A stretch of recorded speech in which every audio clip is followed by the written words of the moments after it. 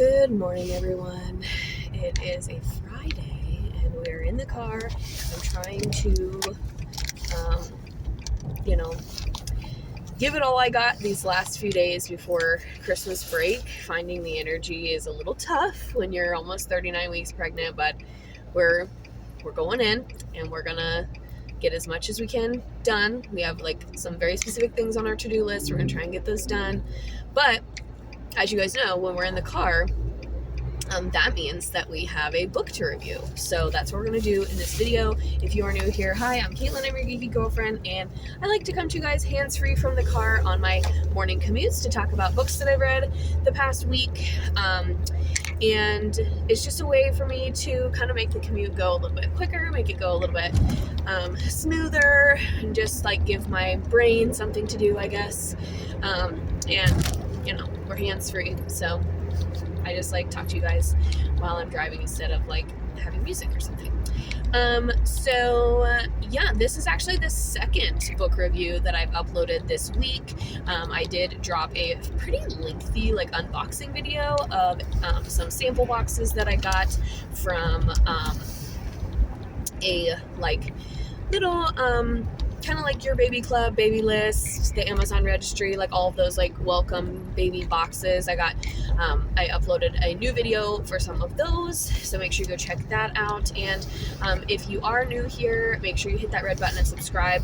You will find on this channel lots of book reviews, movie reviews, lots of pregnancy, fertility, maternity stuff, and also some cooking and some Disney things, some travel stuff. So pretty much everything that I do, I try to put here in some sort of way, shape, or form. So I hope you guys enjoy the content that you see. Let me know with a thumbs up down below. So let's get into this week's book. And like I said, this is the second video that I posted this week. But I actually did finish this book this week. And thank goodness for that, because, and I could, that was actually a little wicked coded there. Thank goodness.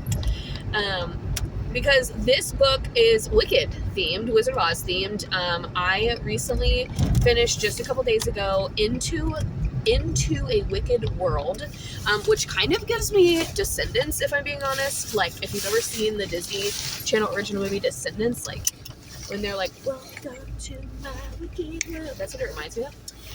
I got this book at the Columbus Book Festival, and again, I'm in the car, so I don't have it with me to show you guys. But this is by Jordan Riley Swan, and their Hero Brown or something like that is the collaborator on this book. And I got this book at the Columbus Book Festival a couple years ago. The author was there. He signed a copy. And I always love that. I always love supporting local authors and like newer authors. But Jordan Riley Swan has actually written a lot of books.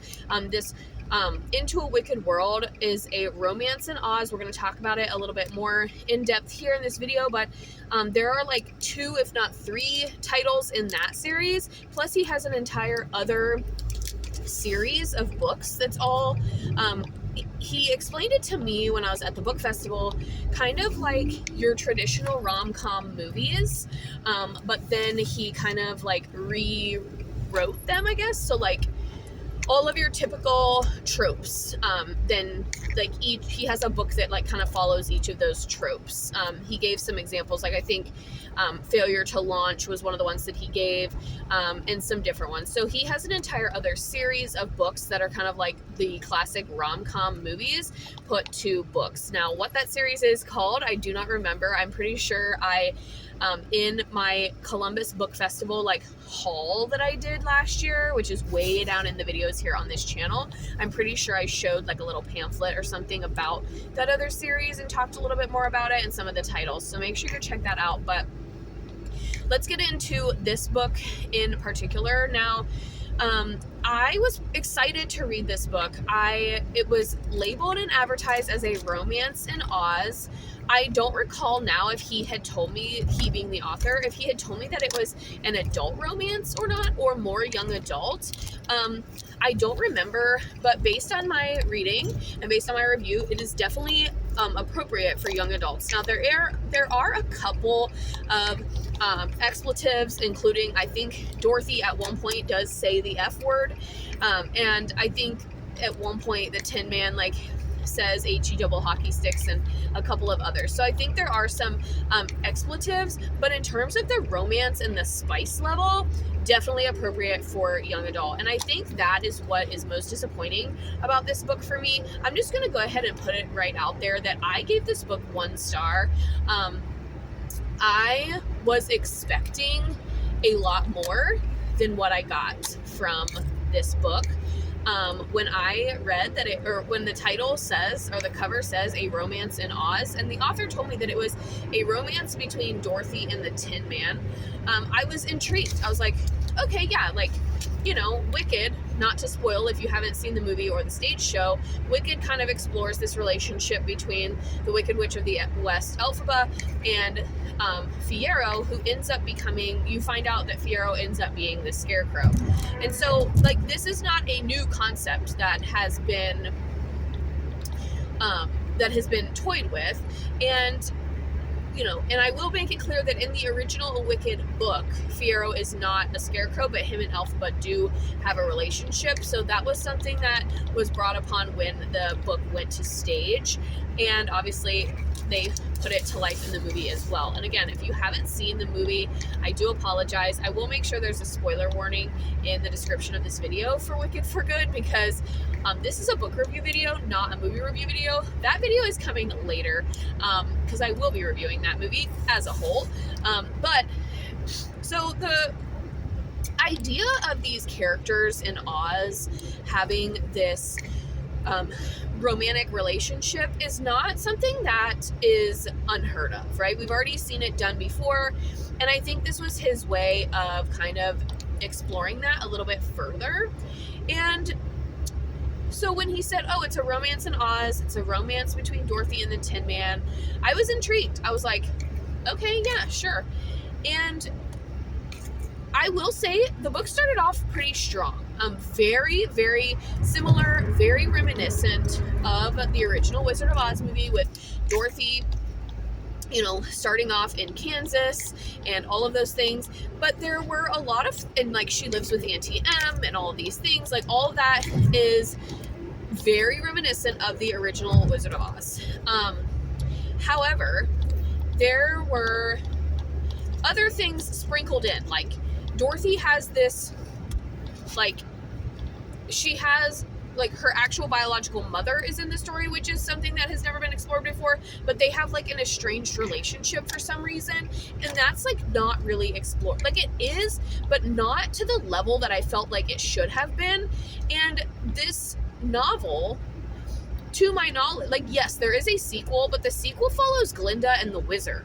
So it's unclear to me how Dorothy and the other characters tie back in, and it kind of was led, you know, I was led to believe that this story between Dorothy and the Tin Man was kind of going to wrap up. And yes, they might be in the other novels, if there are others after the Glinda one, but like to go back and revisit like why, like the relationship between her and her mom, and then they like, the author like would sprinkle in like tidbits about her dad, like abandoning her and all this stuff, but then like didn't dive deeper into it. But you know, like the whole point of this book is that the Tin Man, because as we know, the Tin Man, if you think back to the original Wizard of Oz, what does the Tin Man want? He wants a heart, right? The Scarecrow wants a brain, the Cowardly Lion wants courage,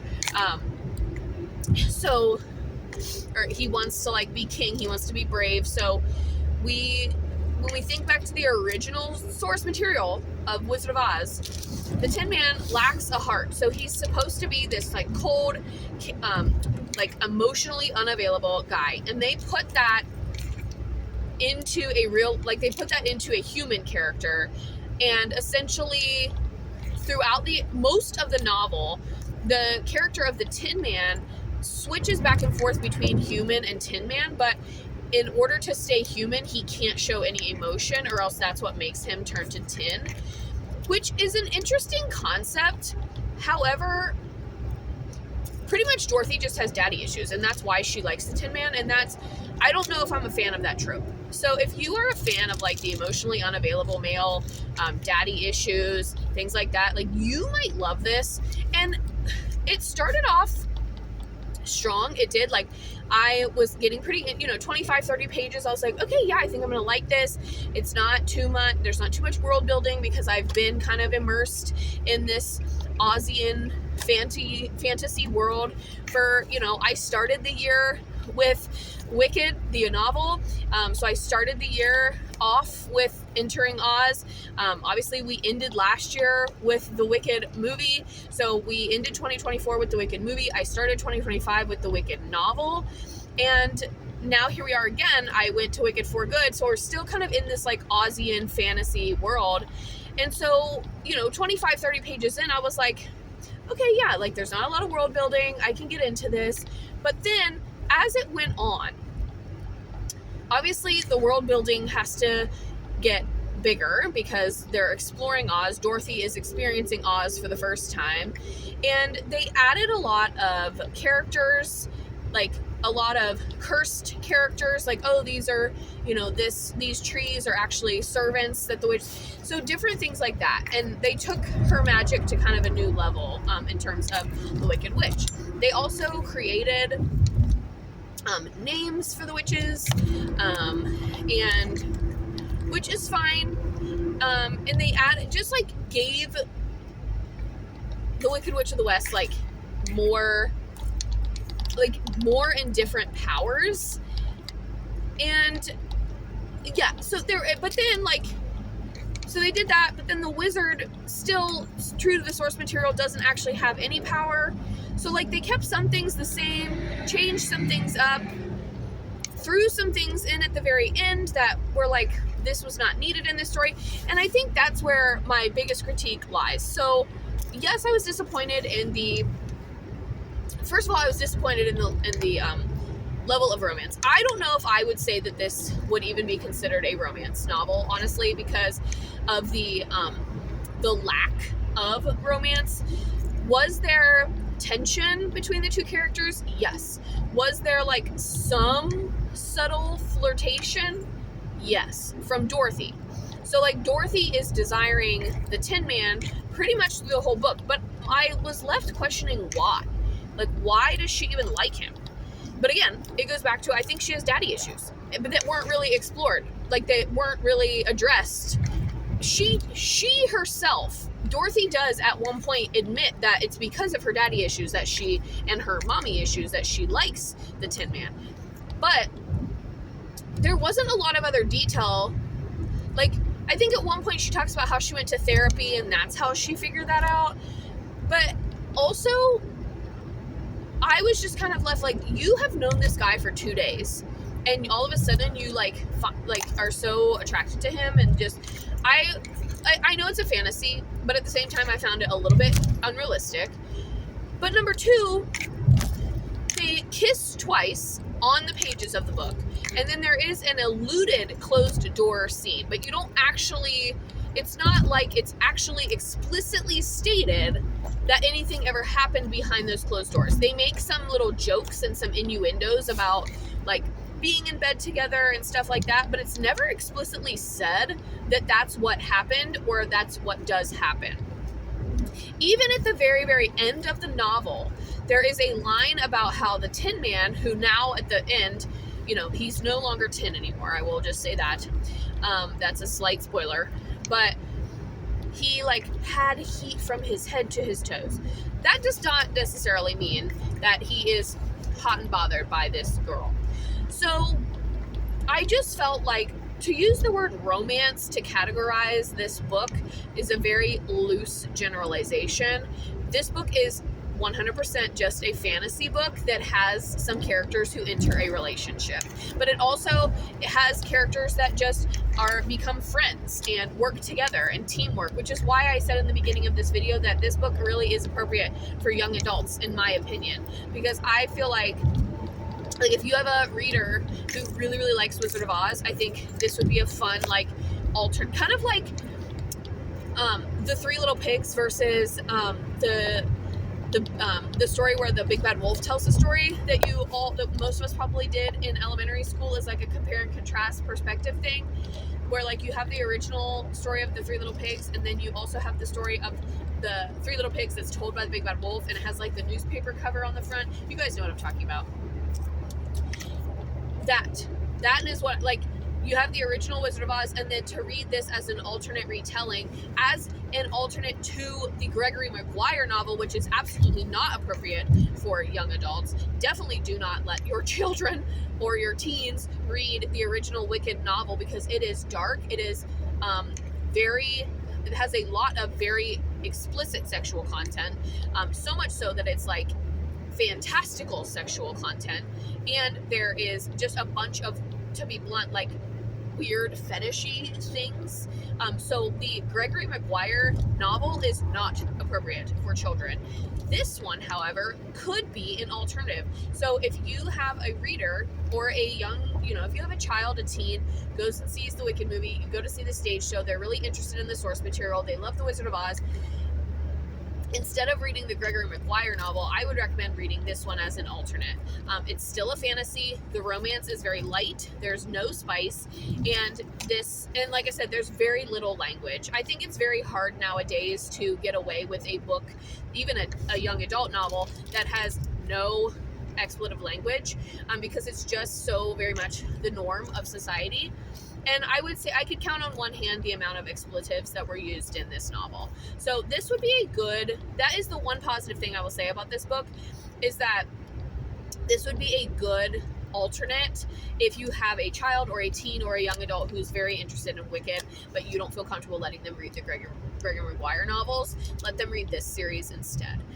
But all that to be said, this book was not marketed to me, that I can recall, as a young adult novel. This book was marketed to me as just a regular novel made for adults. Now, maybe it's intended to be read by multi-age readers, and that's why he didn't categorize it as adult. But when I saw a romance in Oz, I definitely was expecting more heavy on the romance, less heavy on the fantasy. And it was definitely the other way around. And I wouldn't even consider this a romantasy, because the two were not comparable. This was definitely a fantasy book with two characters who just happened to get into a relationship. In terms of triggers or tropes, like I said, we do have emotionally unavailable, we have mommy issues, daddy issues, we have some trauma bonding, we have I guess some slight abandonment things. So there's a lot of that, but that is all completely overshadowed by just the story in general. But I would say the main reason why I gave this book 1 star wasn't even because of the romance, wasn't even because it was more fantasy. I almost DNF'd this book 3 different times. Once about 100 pages in, I wasn't even quite halfway through. I was just really struggling to like I said, it started off strong. First 25, 30 pages, I was okay. Then I had to take like a week off of reading just because of life. I was trying to get through my nonfiction books, stuff like that. And when I picked it back up, I was instantly like uninterested. And so I was like, no, it's just because you haven't read in a week or so. Like, let's give it a try. And it just never got better. Like, I never had the same level of interest in the book. So I was about 100 pages in the first time. The second time was when I was a little over halfway through, and I had fallen asleep twice in one sitting trying to read a page of this book. So there was that. And then the third time, I swear to you guys, I had like 30 pages left, and I was just so sick of reading this book because I was just kind of annoyed with it. But I was to the point where I just said, nope, I have to just finish it now because I'm too far in.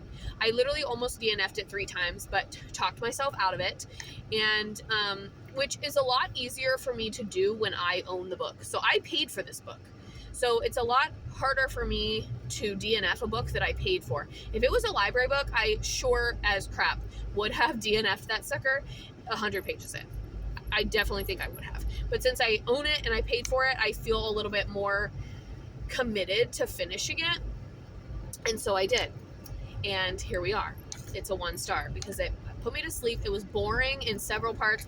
There was not nearly enough dialogue in this book for me. I just felt like the entire middle section, and if you've read this book, like the poppy part with like the bees and all of that was just completely unnecessary, and all of that could have been cut out. The entire epilogue could have been cut out. Like, there was just so much of this book that could have been eliminated to make it about 100 pages 100 pages shorter and probably a little bit quicker of a read. So I felt like the pace was very slow. The chapters were they were like medium length, so they weren't super easy to get through either.